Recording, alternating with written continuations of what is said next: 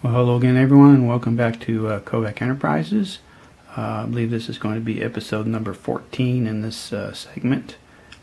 Just want to go over a few things with you, what I've been doing since the last video.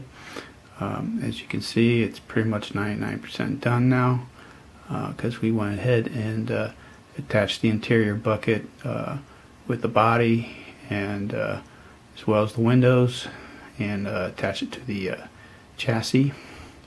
We also added the tires and the steelies and some hubcaps.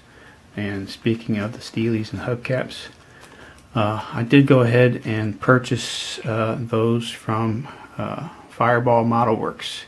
The particular part number I actually got was FMR-085. It's the Mopar steelies and dog dish hubcaps. You get 4 steelies as well as 8 hubcaps, but Joseph threw in, an additional hubcaps for each set, so we got a total of 10. So that is what I did get. Once I got those, I went right to it and applied some of the satin black on the steelies, and I used my silver sterling from Folk Art to simulate the chrome on the dog dish hubcaps. So once that was done, we also attached the grille itself as well as the front bumper, and then we went ahead and attached the rear lights. And this is actually Tamiya clear red I used, and also attached the rear bumper. I also dry brushed in with the silver sterling to bring out the letters of the Plymouth logo on both the trunk as well as the one that's on the hood of the vehicle. The glue that I used for the windows themselves, the windshield and the rear window, it's a product that I used before. It's called the Glue and Glaze. It's for making crystal clear windows and bonding canopies in most plastics, and it seems to be a pretty good product because it does have a fine tip to it. And I just let that sit for 24 hours, and it puts a nice bond to it, and it's a pretty good product.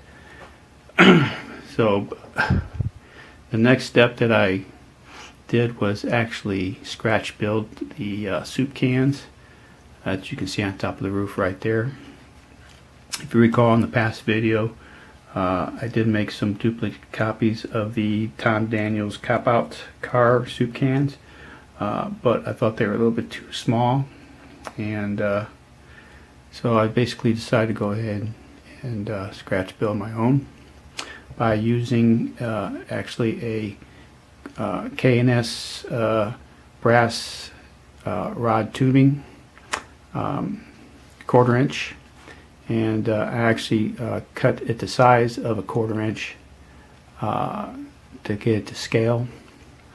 Once the item was cut, I went ahead and took my original resin copy of the soup cans, and I cut it down the middle, and I put it on each end of the soup can itself, and went ahead and applied some of the Tamiya clear red and orange on the back to simulate the lights.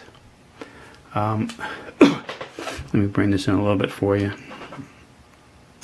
give you a little bit closer look.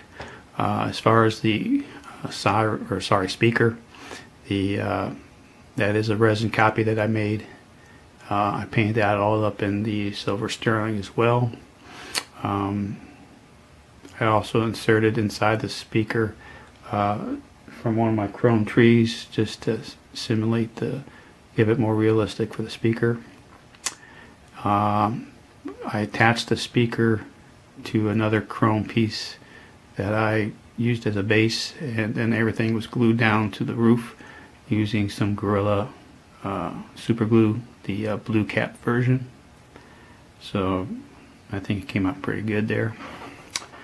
And with the hood itself, as you can see right here. We did go ahead and file down the air scoops from the 68 Roadrunner hood. This is a resin copy, and we attached another piece of styrene on the top to simulate the 68 Belvedere hood as close as possible.